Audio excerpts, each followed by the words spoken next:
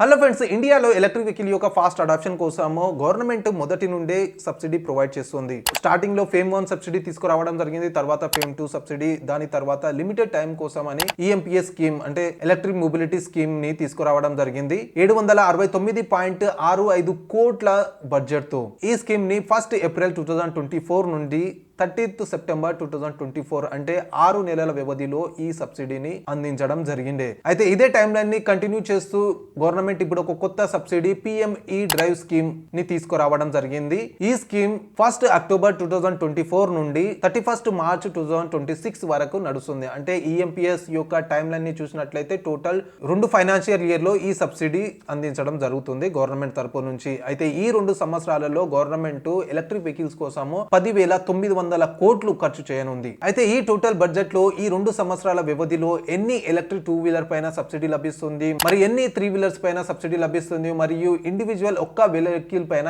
ఎంత సబ్సిడీ లభిస్తుంది, మరి వాటిని పొందడానికి ఏ క్రైటీరియా సెట్ చేసింది గవర్నమెంట్, ఏ రూల్స్ తీసుకురావడం జరిగింది. అదే విధంగా ఈసారి ఎక్కువగా ఛార్జింగ్ ఇన్ఫ్రాస్ట్రక్చర్ పైన ఫోకస్ చేస్తున్నారు కాబట్టి మరి దానిపైన ఎంత ఖర్చు చేస్తున్నారు, 2026 తర్వాత సబ్సిడీ క్లోజ్ అవుతుందా, మొత్తానికి తీసేస్తున్నారా అనే విషయాన్ని ఈ వీడియోలో డీటెయిల్ గా తెలుసుకుందాం. అయితే వీటన్నిటిని తెలుసుకునే ముందు వెల్కమ్ బ్యాక్ టు షాబు ఈవీల్స్ ఛానల్. లో మొదటిసారిగా వచ్చినట్లయితే ఛానల్ ని తప్పకుండా సబ్స్క్రైబ్ చేసుకోండి. ఇటువంటి డైలీ ఈవీ వీడియోస్ మీకు అందుతూ ఉంటాయి. అదే విధంగా వీడియో నచ్చినట్లయితే లైక్ అండ్ షేర్ చేయడం మాత్రం మరవకండి. ఇక ఆలస్యం చేయకుండా మొదలెడదామా. అయితే గవర్నమెంట్ తరపున వచ్చే ఈ కొత్త సబ్సిడీ పిఎంఈ డ్రైవ్ స్కీమ్ లో ఎక్కువగా పబ్లిక్ ట్రాన్స్పోర్టేషన్ మరియు ఛార్జింగ్ ఇన్ఫ్రాస్ట్రక్చర్ పైనే ఫోకస్ చేయడం జరిగింది. ముఖ్యంగా 2 వీలర్స్, 3 వీలర్స్, ఈ అంబులెన్స్, ఈ ట్రక్స్, ఈ బస్సెస్ మరియు ఈవీ పబ్లిక్ ఛార్జింగ్ స్టేషన్ పైన ఈ టోటల్ సబ్సిడీని ఖర్చు చేయడం జరుగుతుంది. అయితే ఈ టోటల్ సబ్సిడీలో ఎక్కువగా ఎక్కడ కూడా 4 వీలర్స్ గురించి మెన్షన్ చేయలేదు. అయితే 2 సంవత్సరాలు నడిచే ఈ పిఎంఈ డ్రైవ్ స్కీమ్ లో ఎలక్ట్రిక్ 2 వీలర్స్ మరియు 3 వీలర్స్ గురించి చూసుకున్నట్లయితే ముందుగా ఎలక్ట్రిక్ 2 వీలర్ గురించి చూసుకుందాం.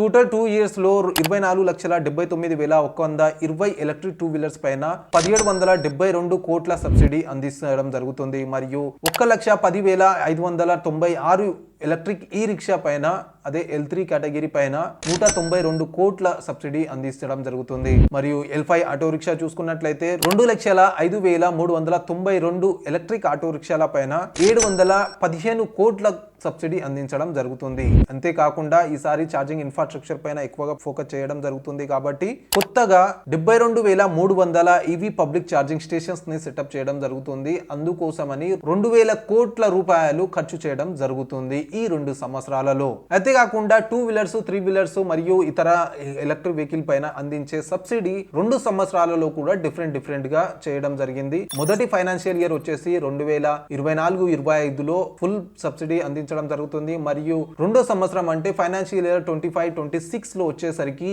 సబ్సిడీని సగం చేయడం జరిగింది. ఇక స్పెషల్ గా మనం ఇక్కడ 2 వీలర్, 3 వీలర్ గురించి చూసుకున్నట్లయితే మొదటిగా 2 వీలర్స్ గురించి చూసుకుందాం. మొదటి సంవత్సరం అంటే ఫైనాన్షియల్ ఇయర్ 2024-25 లో 10,64,000 ఎలక్ట్రిక్ 2 వీలర్స్ పైన 403 కోట్ల సబ్సిడీ అందించడం జరుగుతుంది. అయితే ఒక ఎలక్ట్రిక్ 2 వీలర్స్ పైన వచ్చేసి పర్ కిలోవాట్ 5,000 మరియు క్యాప్ వచ్చేసి 10,000 వరకు సబ్సిడీ లభించడం జరుగుతుంది. అంటే 10,000 కంటే ఎక్కువ సబ్సిడీ అందించారు. ఇక 2వ సంవత్సరం అంటే ఫైనాన్షియల్ ఇయర్ 2025-26 కు వచ్చేసరికి 14,15,120 ఎలక్ట్రిక్ 2 వీలర్స్ పైన 312 కోట్ల సబ్సిడీ అందించడం జరుగుతుంది. అయితే ఈసారి పర్ వెహికల్ వచ్చేసి పర్ కిలోవాట్ 2,500 మరియు క్యాప్ వచ్చేసి 5,000 మాత్రమే సబ్సిడీ లభించడం జరుగుతుంది. అంటే మొదటి సంవత్సరంతో పోల్చుకుంటే 2వ సంవత్సరము సగం సబ్సిడీ లభిస్తుంది అన్నమాట.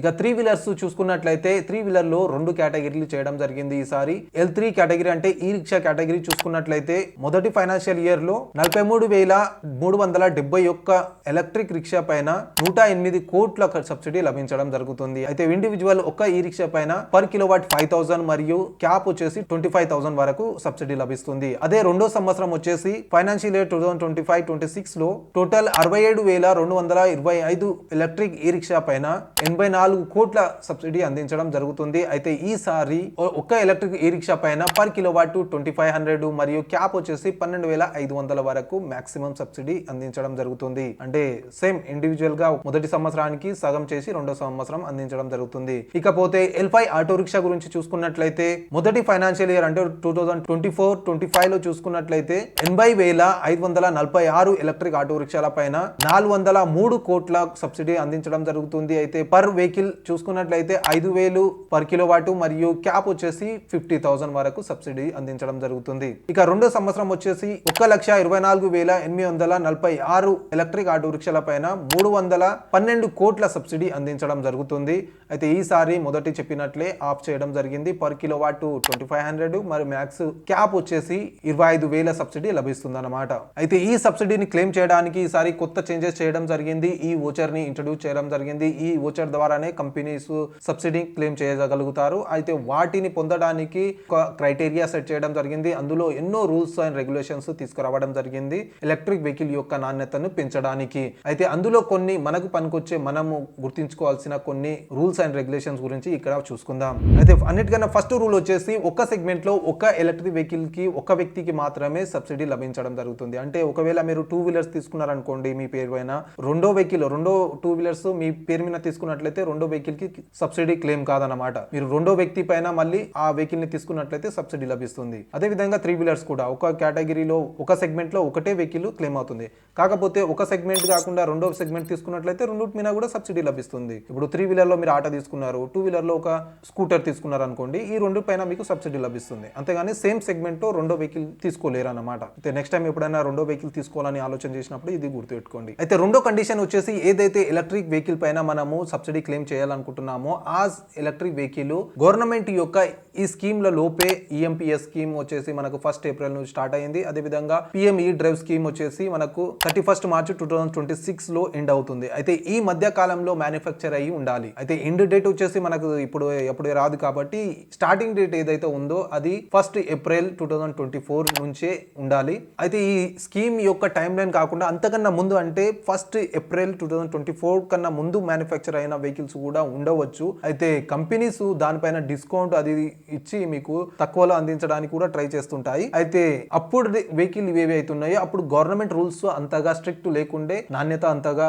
బాగాలేకుండే. అయితే ఏవైతే ప్రాబ్లమ్స్ జరిగినాయి ఎలక్ట్రిక్ వెహికల్ లో ఆ ప్రాబ్లమ్ ని చూస్తూ గవర్నమెంట్ కొత్త రూల్స్ తీసుకురావడం జరిగింది. దాని ద్వారా అడ్వాన్స్ బ్యాటరీ కంపల్సరీ ఉంది, స్టాండర్డ్ వారంటీ కంపల్సరీ ఉంది, పర్ఫార్మెన్స్ కంపల్సరీ ఉంది, నాణ్యత పెంచారు. కాబట్టి 1 ఏప్రిల్ 2024 తర్వాత ఏదైతే మ్యానుఫ్యాక్చర్ అయినాయో ఆ వెహికల్స్ మాత్రమే తీసుకోవడానికి ప్రయత్నించండి. ఇక గవర్నమెంట్ చాలా రూల్స్ లో భాగంగానే ఇప్పుడు స్టాండర్డ్ వారంటీ కూడా కంపల్సరీ చేయడం జరిగింది. ఈఎంపీఎస్ స్కీమ్ లో కూడా కంపల్సరీ వారంటీ చేయడం జరిగింది. అదే రూల్స్ ని ఇప్పుడు కూడా కంటిన్యూ చేస్తున్నారు. అయితే 2 వీలర్స్ కి వచ్చేసి 3 ఇయర్స్ లేదా 20,000 కిలోమీటర్ పైన కంపల్సరీ వారంటీ అందించాలి కంపెనీ తరపున. అదే విధంగా 3 వీలర్స్ లో 2 కేటగిరీ ఉన్నాయి కాబట్టి ఈ రిక్షాలో వచ్చేసి 3 ఇయర్స్ లేదా 40,000 కిలోమీటర్ పైన కంపల్సరీ వారంటీ ఇవ్వాలి. అదే విధంగా L5 ఆటో రిక్షాలో వచ్చేసి 3 ఇయర్స్ లేదా 80,000 కిలోమీటర్ పైన స్టాండర్డ్ వారంటీ తప్పనిసరిగా ఉండాలి. అయితే దీనిపైన ఏవైతే వారంటీ వస్తుందో అది మనకు కంపెనీ నుంచే ఇస్తున్నారు అన్నమాట, ఫ్రీ ఉంటుంది. కాకపోతే కంపల్సరీ 3 ఇయర్స్ అయితే వారంటీ ప్రతి వెహికల్ పైన లభిస్తుంది. హార్డ్వేర్ లో చూసుకున్నట్లయితే అడ్వాన్స్ బ్యాటరీ సిస్టమ్ ఏదైతే ఉందో దానిపైన మాత్రమే సబ్సిడీ లభిస్తుంది.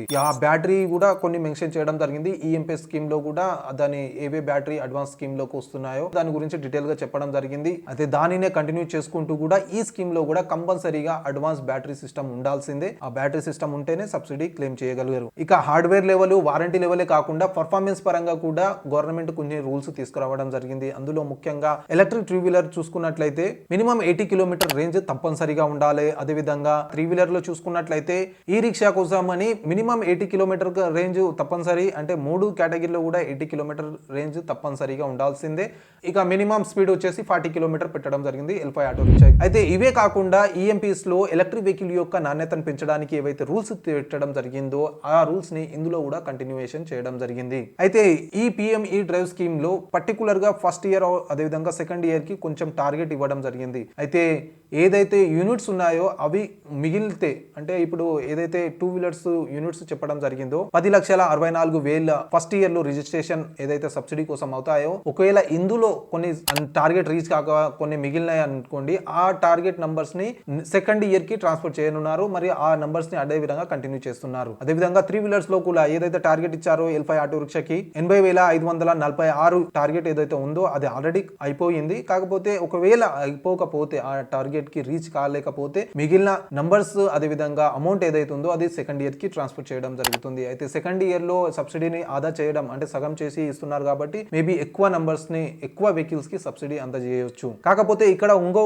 క్లారిటీ ఇవ్వలేదు గవర్నమెంట్ తరపు నుంచి. ఏంటంటే ఫస్ట్ ఇయర్ ఏదైతే టార్గెట్ కంప్లీట్ అయ్యిందో ఇప్పుడు L5 ఆటో రిక్షాలో 80,546 ఎలక్ట్రిక్ వెహికల్ ఏవైతే ఉన్నాయో అవి నవంబర్ 7 వరకే మొత్తం టార్గెట్ అయిపోయింది. మరి ఆ టార్గెట్ అయిపోయిన తర్వాత రిజిస్ట్రేషన్ ఏవైతే వెహికల్స్ ఉన్నాయో దానిపైన సబ్సిడీ అందుతుందా లేదా ఆ వెహికల్స్ ని 2 సంవత్సరానికి కంటిన్యూ చేస్తూ అక్కడ సబ్సిడీ సగం చేసి ఇస్తారా లేదా ఫుల్ సబ్సిడీ ఇస్తారా అనేది విషయం ఇంకా క్లారిటీగా తెలియలేదు. కాకపోతే ఏదైతే 2 సంవత్సరానికి ట్రాన్స్ఫర్ చేసినట్లయితే అక్కడ సగం సబ్సిడీ మాత్రం అయితే కంపల్సరీగా ఉంటుంది. అయితే ఇది గవర్నమెంట్ తరపున వచ్చిన కొత్త సబ్సిడీ PME డ్రైవ్ స్కీమ్ యొక్క ఫుల్ డీటెయిల్స్. ఇవి కాకుండా ఫైనాన్షియల్ ఇయర్ 2026 అదే 25-26 అయిపోయిన తర్వాత మేబీ గవర్నమెంట్ ఎలక్ట్రిక్ 3 వీలర్స్ పైన సబ్సిడీ కంప్లీట్ గా క్లోజ్ చేయనుంది. దీని గురించి రీసెంట్ గా అనిష్ షా ఈయన FICCI యొక్క ప్రెసిడెంట్ ఈయన చెప్పిన మాటలు ఏంటంటే 2026 తర్వాత ఎలక్ట్రిక్ 3 వీలర్స్ పైన సబ్సిడీ అంతగా అవసరం లేదు, సబ్సిడీ లేకుండానే ఎలక్ట్రిక్ ఆటో రిక్షాలు అమ్ముడుపోతాయి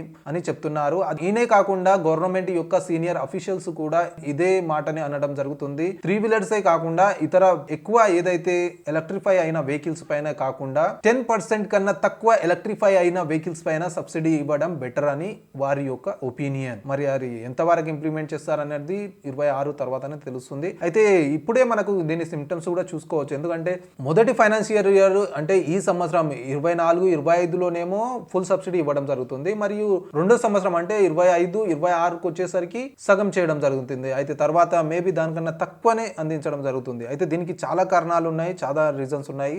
మొదటి రీజన్ వచ్చేసి ఛార్జింగ్ ఇన్ఫ్రాస్ట్రక్చర్ పైన ఈసారి ఎక్కువగా ఖర్చు చేయడం జరుగుతుంది. అంటే ప్రతి చోట మనకు ఛార్జింగ్ స్టేషన్ అవైలబుల్గా ఉంటే మనమే పోయి ఎలక్ట్రిక్ని తీసుకోవచ్చు. ఎందుకంటే ఇప్పుడు పెట్రోల్ తీసుకున్నామంటే దాంట్లో రేంజ్ చూసి కాదు, ఎక్కడైనా మనం ఫిల్ చేసుకోవచ్చు అనే ధైర్యంతో. అదేవిధంగా ఛార్జింగ్ ఇన్ఫ్రాస్ట్రక్చర్ పెరుగుతుంది కాబట్టి మనకి ఎక్కడ పోయినా ఛార్జింగ్ లభిస్తుంది అనే ధైర్యంతో మనం ఎలక్ట్రిక్లో కన్వర్ట్ కావచ్చు. అది కాకుండా ఒకవేళ సబ్సిడీ తగ్గిస్తే రేట్లు పెరుగుతాయా అంటే ఇక్కడ గవర్నమెంట్ రేట్లను తగ్గించడానికి అన్ని విధాలుగా ట్రై చేస్తుంది. అంటే ముందుగా మనం ఇక్కడ ఇప్పటి వరకు బ్యాటరీని ఇంపోర్ట్ చేయడం జరుగుతుండే కాబట్టి ఇంపోర్ట్ వల్ల బ్యాటరీ ప్రైస్ ఎక్కువ పెరిగి వెహికల్ ప్రైస్ పెరుగుతుండే. అయితే ఇంపోర్ట్ డ్యూటీ తక్కువ చేయడం జరిగింది గవర్నమెంట్. ఇదే కాకుండా ఇప్పుడు ఏవైతే కంపెనీస్ ఉన్నాయో అది వేరే దేశాల ఇంపోర్ట్ పైన ఆధారపడకుండా సొంత బ్యాటరీని మ్యానుఫ్యాక్చర్ చేస్తుంది.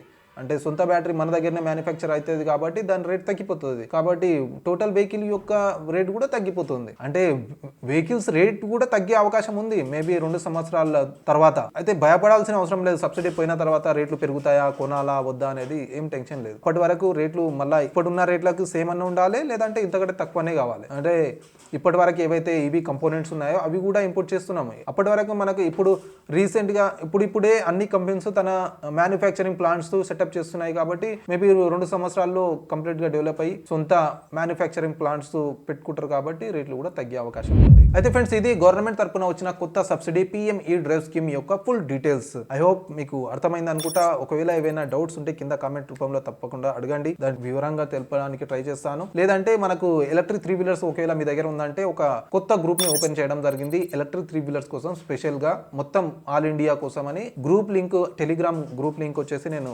డిస్క్రిప్షన్ లో ఇస్తాను. అక్కడ కూడా వస్తే మేము ఎంబడి చాటింగ్ చేసుకొని ఏదైనా డౌట్స్ ఉంటే మనం అక్కడ మాట్లాడుకోవచ్చు.